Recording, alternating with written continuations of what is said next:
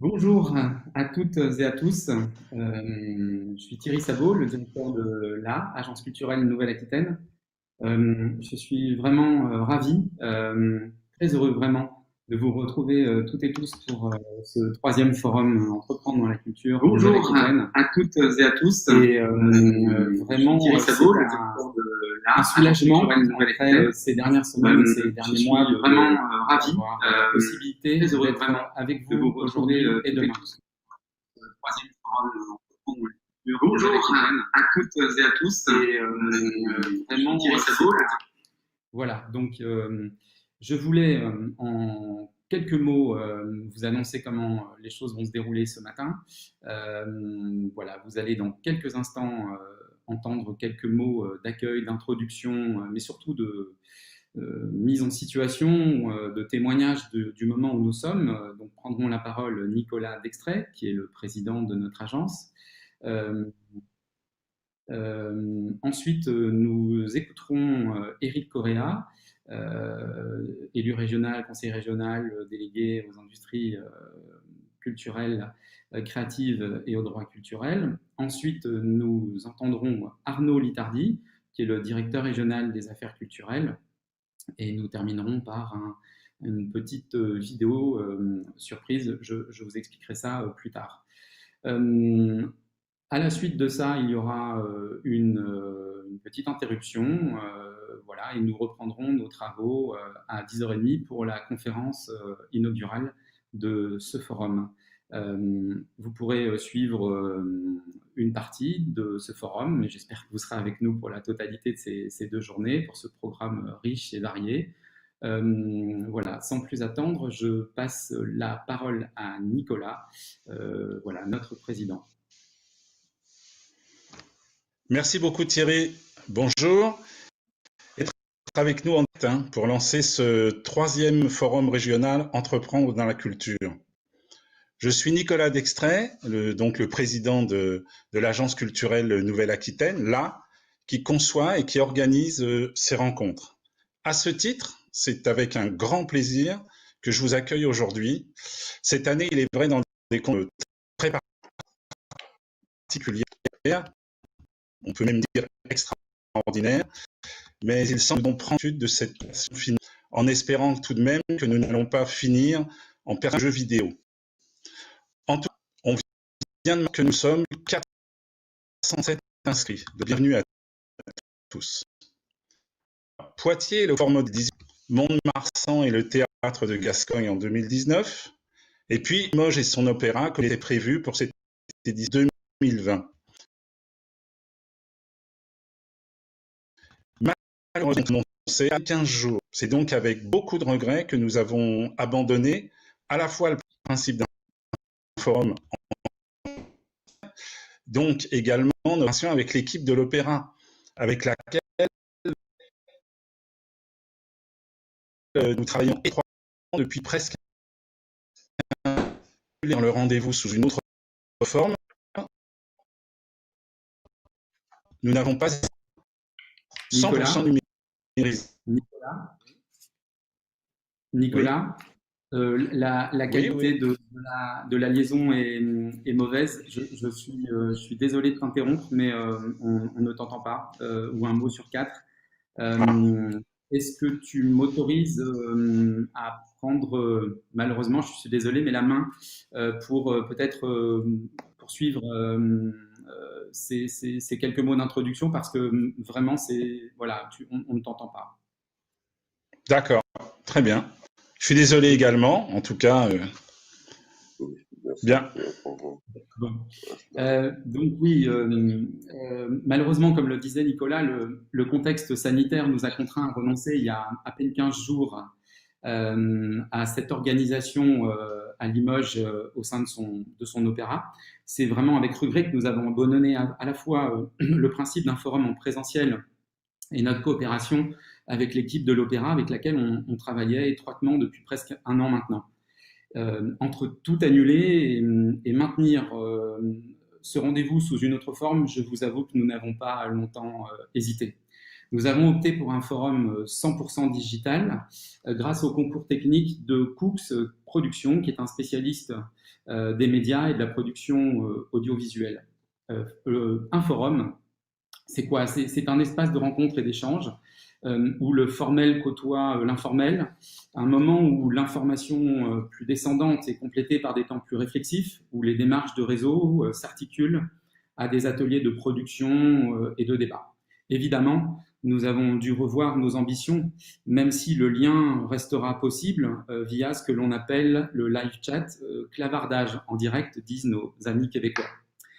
Comme chaque année, là prépare le forum avec les membres du comité de programmation, des personnes issues du milieu culturel, universitaire, institutionnel, qui viennent contribuer au contenu et à la dynamique de ce forum. En 2020, malgré un contexte peu favorable, nous avons donné une impulsion nouvelle à cette démarche coopérative avec l'ambition de trouver des nouveaux formats incluant plus et mieux les participants. Une vingtaine de propositions ont ainsi vu le jour au terme de plusieurs séances de travail. Nous pouvons malheureusement en garder que 6 dans ce format 100% digital, mais qu'à cela ne tienne, le fruit de ce travail et de cette énergie sera réinvesti d'une façon ou d'une autre dans les prochains mois et à coup sûr lors du prochain forum. Pas plus que nous ne l'avons fait ces dernières années, pardonnez-moi cette expression un peu radicale, nous glorifierons durant ce format le capitalisme, nous ne sacraliserons la figure de l'entrepreneur, nous n'érigerons pas non plus en modèle des entreprises lucratives.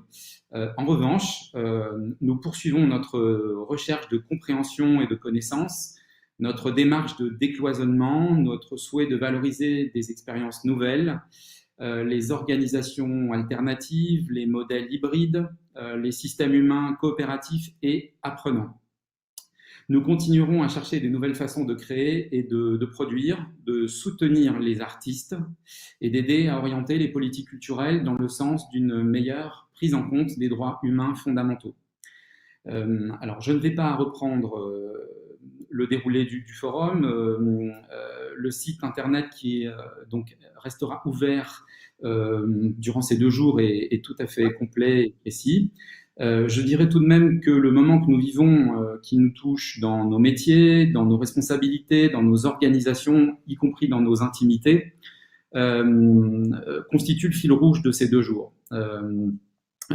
Toute l'équipe de l'agence, et plus particulièrement Mathilde, qui est en charge du forum, a souhaité que ce rendez-vous soit l'occasion de faire le point sur la situation, sans catastrophisme, mais sans excès d'optimisme non plus. Voilà, ce forum, en lui-même, on en est conscient, ne changera pas le monde, il ne réparera pas les conséquences néfastes de la pandémie sur notre écosystème. Pour autant, il peut nous permettre de disposer d'éléments comme des chiffres, comme des concepts, des analyses, pour en parler, pour ouvrir des débats, pour se donner des possibilités nouvelles, pour se ressourcer.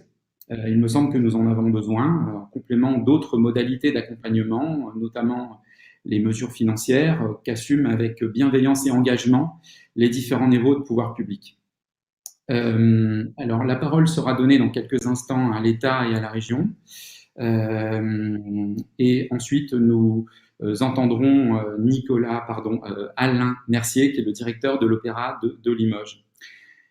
Le forum 2021, il est encore trop tôt pour en parler, mais nous vous donnons d'ores et déjà rendez-vous, et dès que cela sera possible pour des moments plus libres, moins contraints, plus ouverts, plus interactifs, un peu partout en Nouvelle-Aquitaine. En tout cas, c'est notre vœu le plus cher.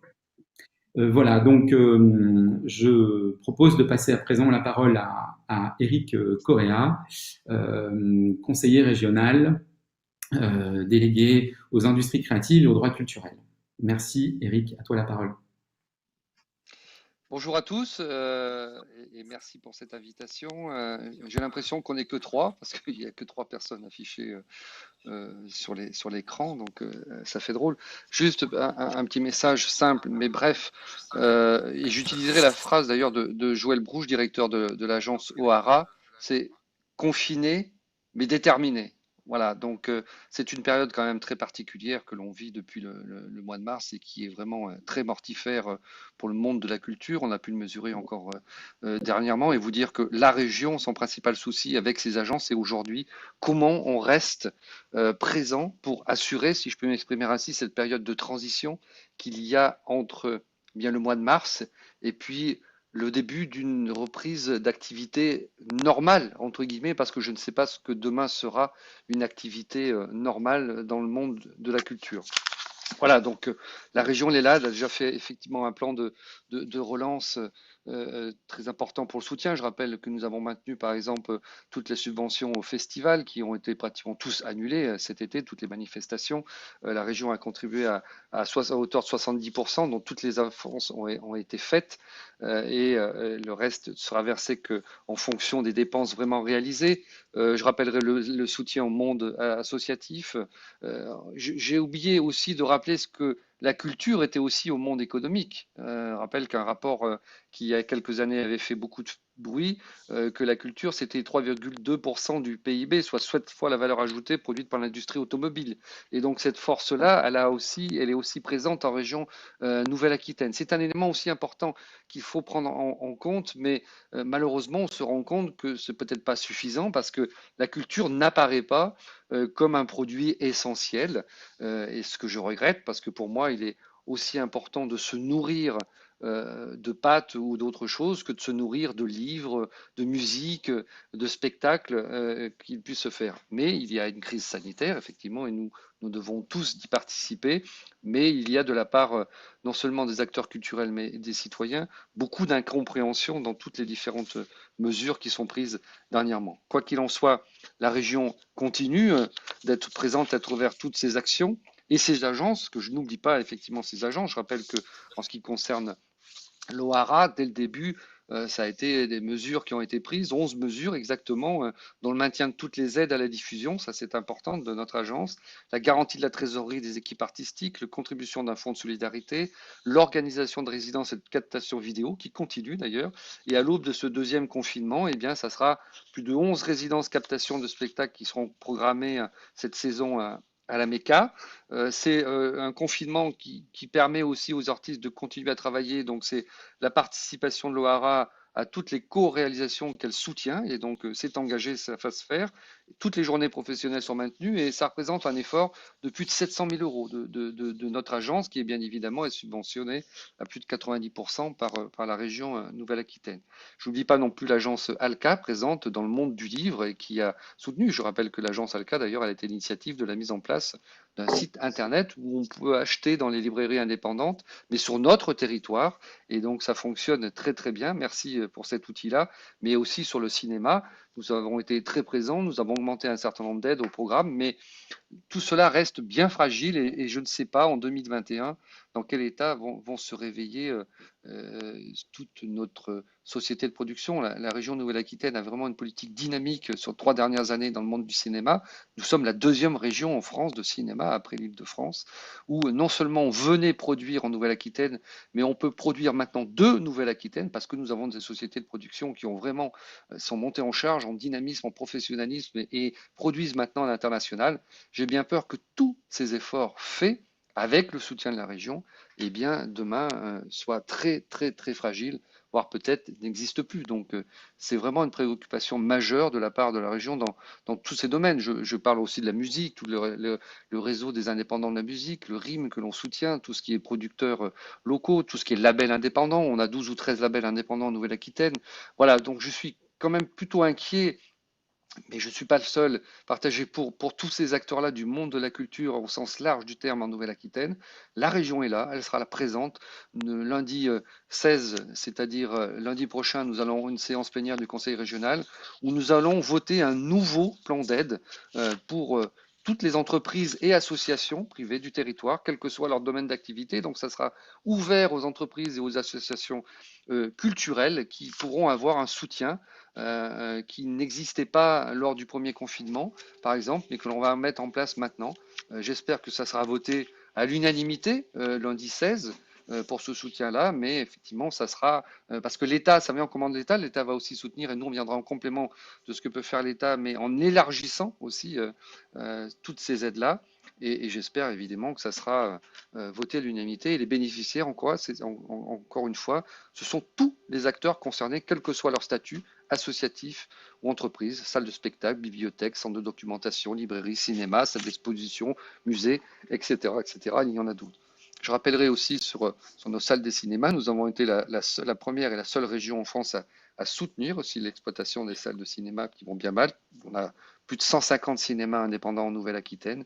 C'est aussi une économie importante, mais c'est surtout un besoin pour notre public demain, parce que j'ai bien peur aussi que on visionne, on apprenne avec ce confinement à visionner de plus en plus de films en VOD sur des plateformes telles Netflix ou autres, qui ne rapportent rien en plus à la création française.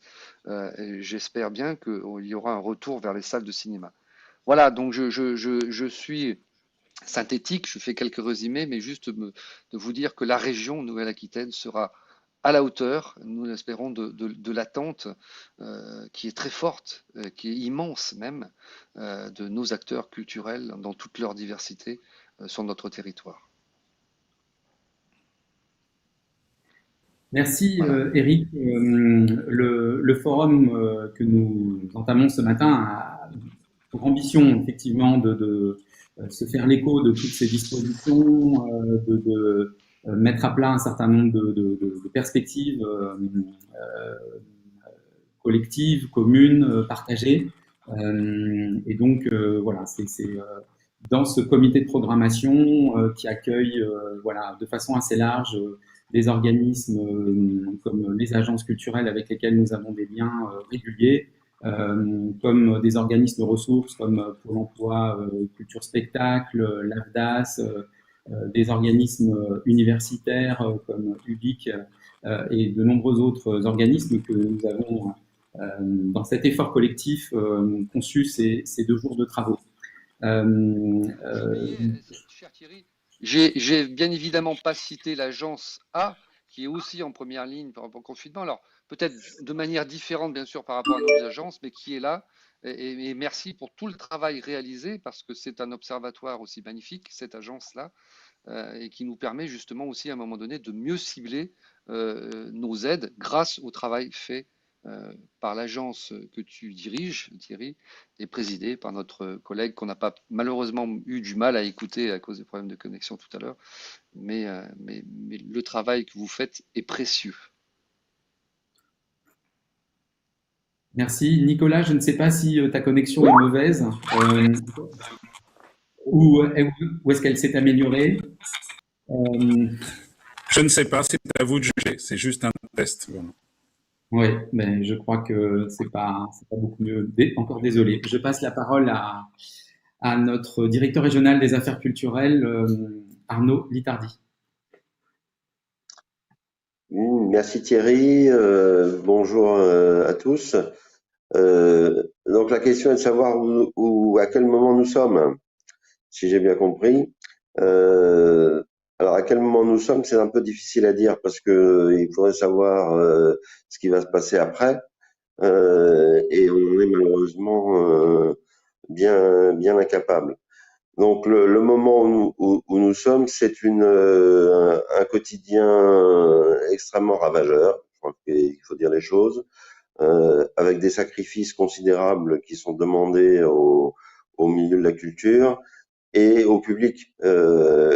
N'oublions pas que dans les victimes, il y a effectivement les professionnels qui sont empêchés de travailler comme d'habitude, et puis il y a aussi le public qui est empêché de profiter de ces moments qui sont effectivement essentiels et pour la vie quotidienne.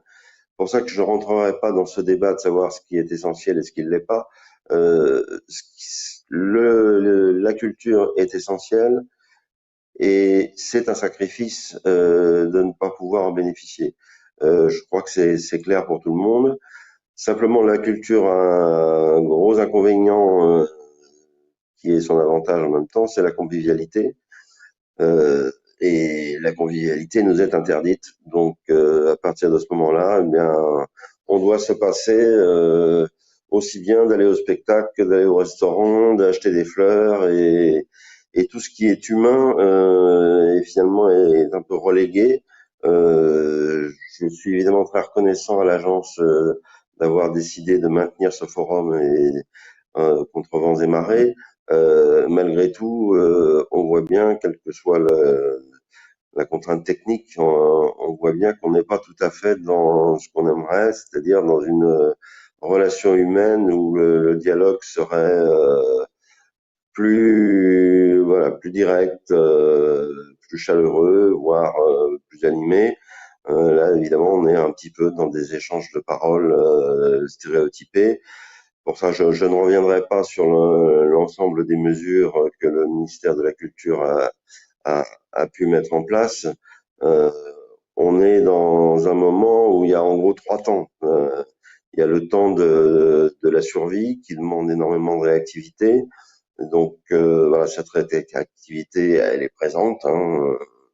Dès que ce nouveau confinement, ce deuxième confinement a été annoncé, un certain nombre de mesures ont été prises immédiatement pour compenser les pertes qui sont liées à cette période dont on ne sait pas si elle va durer 4 semaines, 6 semaines. Voilà, l'essentiel a été assuré comme ça a été au printemps, c'est-à-dire disons qu'on a assuré la survie. En gros, tout le monde est malade, personne n'est véritablement mort, mais en réalité, on peut se demander combien de temps on va pouvoir tenir de ce point de vue. Dans l'incertitude de l'avenir, on fait quand même comme si. Voilà, donc le ministère de la Culture bénéficie largement à hauteur de milliards d'euros quand même du plan de relance. Donc le plan de relance est prêt, les mesures ont été prévues et si le déconfinement se profile, eh bien voilà, il y aura un véritable retour à la normale. Je sais pas, effectivement, je dirais comme Eric, on ne sait pas de quelle normalité sera faite la période qui va suivre. Ce sera une normalité sans doute un peu différente de celle qu'on a connue, sans doute une espèce de mix entre des activités traditionnelles et des activités un petit peu nouvelles, en espérant tout de même que ce qui fait la chair et l'humanité de ces activités culturelles puisse reprendre rapidement le dessus. L'autre décision qui a été prise par le gouvernement, c'est d'augmenter le budget, je dirais, normal du ministère de la Culture pour l'année 2021. Ça viendra s'ajouter au plan de relance. Donc, je dirais que sur le papier, tout est prêt pour soutenir un retour à l'activité dans tous les domaines, aussi bien le patrimoine, la création que les industries culturelles. Et je dois dire qu'en région Nouvelle-Aquitaine, Eric ne l'a pas relevé, mais il faut souligner que la coopération entre l'État et la région est assez exemplaire et très ancienne. On est quand même la seule région de France à avoir 4 contrats de filière, parce qu'il y a un contrat de filière sur le livre, un sur le cinéma, un sur les musées actuels, mais là aussi un sur les arts visuels. Nous sommes la seule région de France à avoir mis en réseau ces acteurs culturels, et on voit bien que ces acteurs mis en réseau ont une réactivité, une capacité de dialogue avec les collectivités publiques, qu'il s'agisse de l'État ou de la région, qui est évidemment bien supérieure et qui leur permet, je pense, d'avoir une qualité de réponse de la part des collectivités publiques plus importante. Voilà. Et puis, indépendamment des agences effectivement qui soutiennent la diffusion, la production, il y a l'agence A qui est un interlocuteur indispensable, ne serait-ce que pour être en contact avec les professionnels, puisque la question de l'emploi est évidemment déterminante. Donc, le gros souci va être que ces mesures puissent s'appliquer de la manière la plus précise, la plus exhaustive, et qu'on ne laisse personne sur le bord de la route ou qu'il n'y ait pas de trou dans la raquette. C'est pour ça que c'est important d'échanger aujourd'hui. Et puis, il faut réfléchir malgré tout à ce que va être demain, parce que le moment où on est, voilà, on le connaît tous. Qu'en sera-t-il de demain et quelle forme de production, d'accès à la culture, quels moyens de création pourront être mobilisés, inventés, de manière à pouvoir faire face à une situation qui risque de durer un peu et qui va probablement changer durablement tant les pratiques professionnelles que les pratiques culturelles des citoyens. Donc ce forum intervient dans un moment effectivement clé. Il intervient dans un mois d'innovation publique qui est lui aussi très important et très opportun, parce que on voit bien que sans cette innovation, on ne peut pas faire face aux défis qui se présentent aujourd'hui et qui se présenteront demain. Donc voilà, c'est sur ce thème que je voudrais conclure. On a montré beaucoup de réactivité, beaucoup de faculté d'adaptation, et je crois qu'il faut peut-être montrer maintenant une capacité d'anticipation et donc de réflexion collective. Et je crois que ce forum peut être très utile pour nous faire progresser collectivement vers ces objectifs. Donc, merci encore de l'avoir organisé, et je suis très content de pouvoir y prendre la parole. Alors une dernière fois, puisque beaucoup d'entre vous le savent, c'est pas un secret. Voilà, la date de péremption administrative se rapproche, et donc à partir du 1er décembre, vous aurez affaire à Marc Daniel, mon adjoint, qui assurera l'intérim en attendant la nomination d'un nouveau directeur ou d'une nouvelle directrice. Voilà, donc je vous dis à la fois bonjour pour les 2 jours qui viennent, et au revoir, et merci pour tout ce que vous m'avez apporté et la richesse de tous nos échanges depuis ces dernières années. Ouais, si je peux me permettre 2 ou 3 petits mots. Merci à Arnaud d'avoir rappelé aussi les très bonnes relations de travail entre la région et l'État, effectivement. C'est vrai que on y est tellement habitué maintenant, que c'est tellement rentré dans les mœurs que on fait plus attention, mais ça ne fonctionne pas comme ça partout. Donc merci pour ce rappel, mais je trouve que c'est encore plus beau finalement quand c'est toi qui le dis, Arnaud, de souligner qu'effectivement que la région Nouvelle-Aquitaine, la région plus Sadrac sont quand même des moteurs en matière de la culture, avec les 4 contrats de filière que tu as rappelés. Ça nous aide aujourd'hui aussi pour passer ce cap, parce que nous sommes en lien direct avec tous les acteurs du territoire et régulièrement. Et enfin, je dirais merci aussi à Arnaud, parce que c'est vrai que ça aussi, on ne s'y habitue pas, mais tu vas nous laisser. Donc, merci en tous les cas pour ta disponibilité, pour l'engagement que tu as eu pour la culture, et merci pour ce travail partenaire. Tu étais à la tête de cet agent de la DRAC, donc on le doit à toi. Donc merci pour la qualité et les relations de travail. Voilà. Merci Eric. Je dois vous laisser, Thierry, parce que j'ai un bureau de l'agence Alca en même temps. Oui. Donc, je vais y Bonne retourner. réunion Merci à vous avec tous les et bon camarades. courage. Merci beaucoup, Merci. Eric. Au revoir. Au revoir. Au revoir. Au revoir. Alors, effectivement, finalement, l'agence existe depuis 1986, et cette bonne articulation entre l'État et la région, depuis la création, vraiment le tout premier moment d'existence de cette agence, fait qu'aujourd'hui, cette structure existe toujours, est toujours soutenue par ces 2 partenaires, bien que les directeurs et directrices, les conseillers, les conseillères, les élus de tous bords soient passés. Et voilà, nous sommes toujours là, ce qui vraiment symbolise cette qualité-là de travail, d'articulation et d'engagement.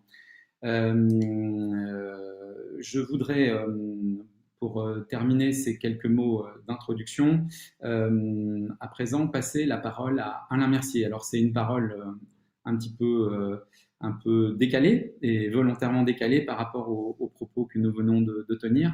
Comme je le disais tout à l'heure, il était question que nous soyons accueillis dans les locaux de l'Opéra de Limoges. Il y avait vraiment une très très belle qualité de relation. On avait prévu beaucoup de choses et j'espère qu'on pourra vivre cette expérience à nouveau plus tard. En tout cas, voilà, cette transformation du forum en version digitale, on ne voulait pas la faire sans oublier ce partenariat que nous avons eu avec l'Opéra de Limoges. Georges interviendra dans une table ronde un petit peu plus tard. Mais là, c'est à Alain Mercier que nous allons donner la parole. Alain Mercier est le directeur de l'Opéra de Limoges et il a proposé donc d'intervenir sur le mot d'incertitude, incertitude qui revient assez souvent dans les prises de parole, dans les textes, dans les discours. Sur lequel il souhaitait partager son avis, ses interrogations et ses propositions. Donc voilà, merci.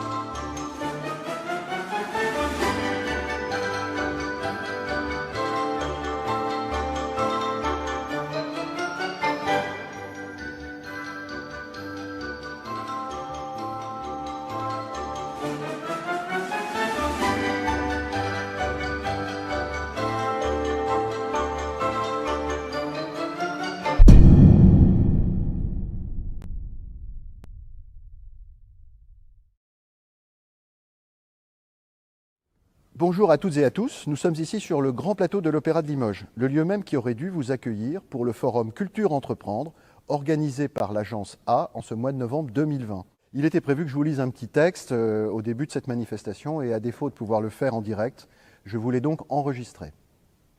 Un temps saisi par le froid du théâtre désert, nous avons craint de devoir reporter, ajourner, annuler pour de nombreux mois. Tout ce que nous déclamions ou chantions irrémédiablement bâillonné. Tout ce que nous jouions ou dansions rendu immobile, tout ce que nous produisions désormais sans valeur, tout ce que nous organisions avec soin totalement désorganisé, tout ce que nous engagions non honoré. Ce que nous étions s'avérait donc être d'une incroyable fragilité. Pire, ce que nous représentions semblait être futile à l'heure des litanies macabres. Le théâtre, la musique, la danse, comme bâillonnés et cloués sur place pour nous sauver collectivement, tous sidérés par le choc. Nous fûmes tentés de renoncer, de baisser les bras, de nous accommoder d'une période blanche rassurante pour la santé menacée, mais délétère pour l'esprit créatif. Vidés pour longtemps de toute substance, bientôt asséchés, les artistes, les institutions, la société ne s'en remettraient pas. Vite, il fallait résister dans les chimères idéalistes du déni, ou se rassurer dans un arsenal de précautions que l'on voulait miraculeux. C'est ainsi que nous avons cru entrevoir, dans un théâtre sans contact, dans un opéra sans voix, dans des huis clos numériques, autant de planches de salut. Noli me tangere, ne me touche pas, miracle d'une résurrection. Et pourtant, se résoudre à déjouer pour jouer pouvait se révéler être une pente dangereusement glissante, voire carrément impraticable. Une création volontairement censurée, un spectacle réformé au point d'en être déformé. On frisait le schisme. Il fallait donc reformuler différemment notre credo artistique, en modifier l'instrumentation, en concentrer le propos plutôt que d'en changer le thème, en renouveler l'approche tout en confirmant l'ambition initiale. Une révision, une mise à jour, comme une petite fenêtre entr'ouverte, une bouffée d'air qui pénètre et régénère notre pensée confinée. Le temps de l'aggiornamento. Nous l'avons fait. Autant de nouveaux édifices théâtraux, musicaux, chorégraphiques ont rapidement repoussé dans les interstices des murs érigés pour la défense sanitaire. Nous avons montré notre capacité à absorber l'énergie du choc en faisant preuve de plasticité. Cette résilience est-elle cependant suffisante ? Que constatons-nous aujourd'hui ? Les vestiges du premier chaos, se sédimente déjà en empêchement durable, jetant les artistes et l'ensemble des acteurs culturels dans un nouvel abîme de doute. Combien de temps ces empêchements dureront-ils? Comment tenir? Combien en réchapperont? Comment conserver le goût pour redonner l'envie le moment venu? Autant de questions qui dessinent l'entrelac complexe et plus que jamais inquiétant de notre quotidien. Aujourd'hui, c'est l'incertitude qui prévaut. Dans notre pensée française, essentiellement cartésienne, l'incertitude n'est pas vécue positivement. Elle est considérée comme un facteur exogène qu'il faut réduire le plus possible. Ne devons-nous pas, au contraire, essayer de la regarder comme un atout dans notre jeu et accepter l'augure de ce qu'elle recèle d'opportunités créatrices? Puisque chaque jour, on nous répète que nous sommes en guerre, inspirons-nous de la doctrine militaire qui l'intègre désormais comme un facteur essentiel et positif de la stratégie. Trop souvent confis dans nos certitudes, nous sommes probablement notre meilleur ennemi, plus que le virus lui-même. Nous avons pourtant une occasion unique d'enjamber nos lignes Maginot, qui font de la défense passive de nos précarés une cible rêvée, tant elle est facile à localiser. Devenons donc insaisissables en imaginant des alliances tellement inattendues qu'elles dérouteront les inévitables contempteurs qui rôderont demain sur les ruines de notre secteur pour tenter de l'agencer à leur façon. Une façon dont nous ne voulons pas, une façon faite de concentration, de standardisation, de marchandisation. Télérama titrait au printemps dernier « Culture, l'urgence des alliances ». Je nous renvoie à cette première réflexion fertile et je nous engage à relever le gant des enjeux partagés entre l'art, l'éducation, la médecine, les sciences et technologies, l'entreprise, l'environnement, avec la contribution et au bénéfice des habitants dans leur diversité. Ce forum auquel nous participons pendant 2 jours n'est pas simplement le temps utile à l'expression de légitimes inquiétudes, mais aussi le lieu adéquat à l'acceptation de fécondes incertitudes. Je vous remercie de votre attention et je vous souhaite 2 très belles journées d'échange, même à distance.